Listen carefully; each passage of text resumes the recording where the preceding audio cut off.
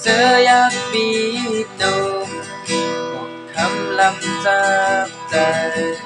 กูพิญญาบุญเลยก็ไม่สู้อันเกนำตึงเสืออับเสือไหลก่อนสุขีกูพิญญาบุญเป็นเนื้อสุนันของคำเลือนลางอย่ามีตั้งพีเจอเนื้อใต้หน้าน้องหากรวยให้ยินความน้องเป็นแม่เจ้าเอ๋ย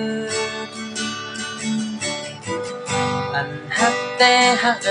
น้องเอ๋ยเหมือนด้วยก็ฮักกันสิ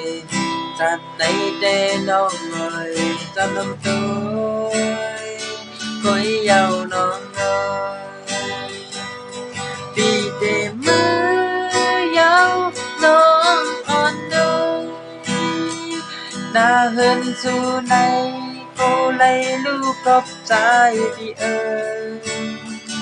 คนย้อยย้อยตกอยู่ก็ย้ำยืนยอดหูให้สู่สองก็กบกูกันเสือมูต่อจูให้สู่สองก็กบกูกัน